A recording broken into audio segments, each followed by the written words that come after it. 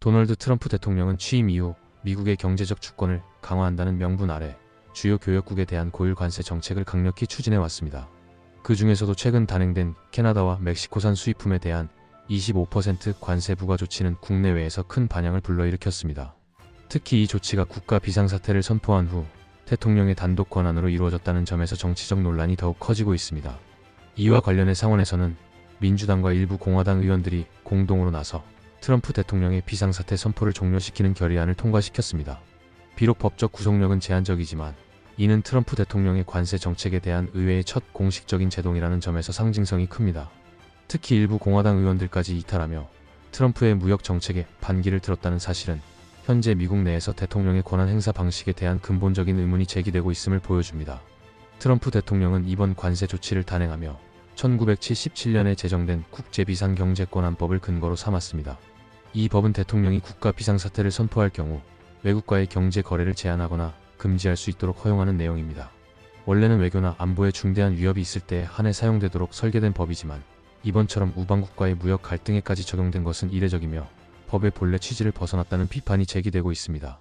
이에 대응해 상원은 민주당의 팀 케인 의원의 주도로 비상사태 종료 결의안을 표결에 붙였고 민주당 전원과 일부 공화당 이탈표에 힘입어 51대 48로 통과시켰습니다. 법적으로 의회는 대통령이 선포한 비상사태를 취소할 권한을 갖고 있으나 이 결의안은 하원에서 통과될 가능성이 낮고 설령 하원을 넘더라도 대통령의 거부권에 부딪힐 가능성이 높습니다. 그럼에도 불구하고 이번 결의안은 단순한 절차적 시도 이상으로 평가됩니다. 이는 곧 트럼프 대통령의 광범위한 권한 행사에 대해 의회가 선 긋기를 시도한 첫 본격적인 움직임이기 때문입니다. 특히 대통령이 의회의 승인 없이 비상사태라는 형식을 빌려 세금 관세를 부과한 점은 입법권과 조세권의 본질적인 침해라는 점에서 헌법적 논란까지 이어지고 있습니다. 공화당 켄터키주의 랜드 폴 상원의원은 관세는 곧 세금이며 세금은 의회만이 부과할 수 있다며 대통령의 이번 조치는 헌법에 반하는 위험한 선례라고 경고했습니다.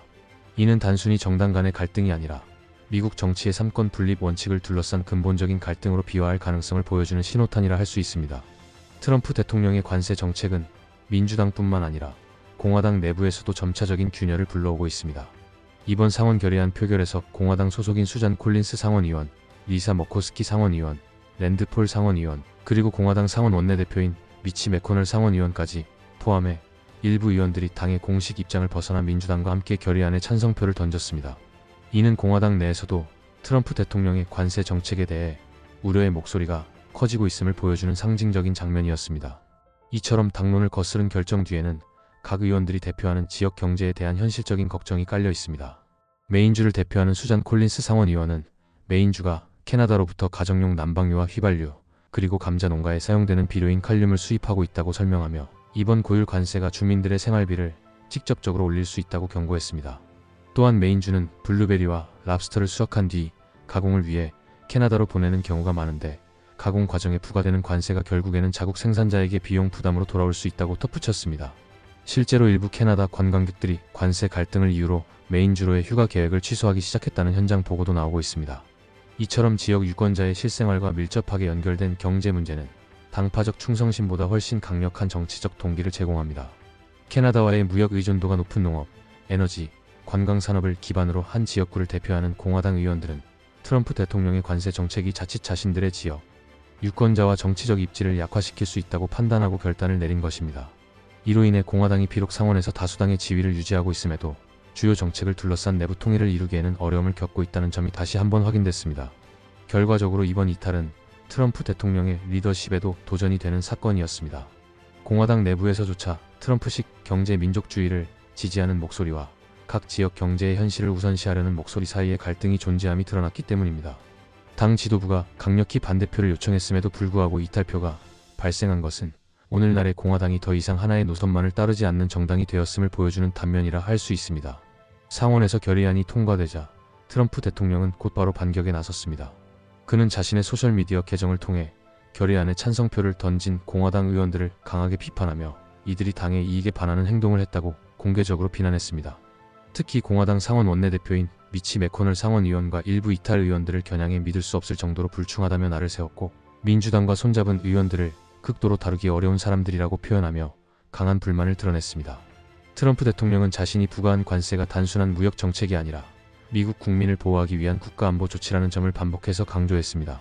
그는 캐나다와 멕시코에서 들어오는 수입품에 고율 관세를 부과한 이유 중 하나로 펜타닐 등 불법 마약의 유입을 차단하기 위한 목적을 들었습니다. 그러나 미국 세관국경보호청의 공식 통계에 따르면 펜타닐은 대부분 멕시코와 접한 남부 국경을 통해 미국으로 밀반입되고 있으며 캐나다를 통한 유입은 상대적으로 미미한 수준입니다. 그럼에도 트럼프 대통령은 이 사안을 정치적 논리로 재구성하여 관세 정책의 정당성을 강화하려는 시도를 이어가고 있습니다. 한편 트럼프 대통령은 상하원을 통과하더라도 자신에게 도달하는 모든 조치에 대해 거부권을 행사하겠다고 분명히 밝혔습니다. 실제로 그의 첫 임기였던 2019년에도 멕시코 국경 장벽 건설을 위한 자금 확보를 목적으로 국가 비상사태를 선포한 바 있으며 이에 대해 의회가 이를 무효화하는 결의안을 통과시켰지만 당시 트럼프 대통령은 거부권을 행사하면서 법안을 무력화시킨 바 있습니다. 이처럼 이번에도 거부권 행사는 충분히 예상 가능한 수순이며 결의안의 실질적인 효력은 제한적일 수밖에 없습니다. 결국 이번 사안은 단순히 관세를 둘러싼 찬반 논쟁을 넘어 대통령이 국가 비상사태라는 틀을 이용해 어디까지 권한을 확대할 수 있는지에 대한 헌정 질서의 시험이라 할 수 있습니다. 동시에 행정부의 결정에 맞서 의회가 얼마나 효과적으로 견제 기능을 수행할 수 있는지를 가늠하는 분수령이기도 합니다. 이번 상원의 결의안 통과는 법적 효력보다는 정치적 메시지에 그 의미가 있습니다. 공화당이 다수당인 상원에서조차 일부 의원들이 대통령의 결정을 견제하는 입장을 취했다는 사실은 미국 정치 내에서 대통령의 권한 남용에 대한 경계심이 다시 살아나고 있다는 신호로 해석할 수 있습니다. 관세 자체의 문제가 아니라 그 관세가 어떤 방식으로 결정되었는가, 그리고 그 결정 과정이 헌법적 절차에 부합하는가라는 본질적인 질문이 제기된 것입니다. 국제비상경제권한법과 국가비상사태 선포는 본래 외교적 군사적 위기에 대응하기 위해 마련된 수단이지만 이번처럼 주요 동맹국인 캐나다와의 무역 마찰에까지 적용되는 상황은 그 자체로 제도적 남용 가능성을 드러냅니다. 더 나아가 대통령이 비상사태라는 프레임을 통해 입법권과 조세권을 우회하려는 시도는 삼권 분립을 근간으로 하는 미국 헌정 질서에 중대한 위협이 될 수 있습니다.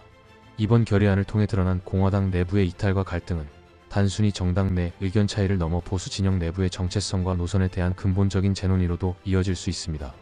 트럼프 대통령의 정치적 영향력은 여전히 막강하지만 그에 대한 충성보다 지역 유권자의 삶과 경제적 현실을 우선시하려는 움직임이 점차 드러나고 있다는 점에서 공화당 내부의 권력 균형도 요동치고 있습니다. 궁극적으로 이 사안은 미국인에게 중요한 시사점입니다. 대통령의 권한은 어디까지 허용되어야 하는가? 그리고 그 권한이 헌법의 틀 안에서 행사되고 있는가? 이번 관세 결의안 논란은 단순한 무역 이슈를 넘어 민주주의 시스템의 견제와 균형이 실제로 어떻게 작동하는지를 시험하는 계기가 되고 있습니다. 영상을 시청해 주셔서 감사합니다. 구독과 좋아요 부탁드립니다.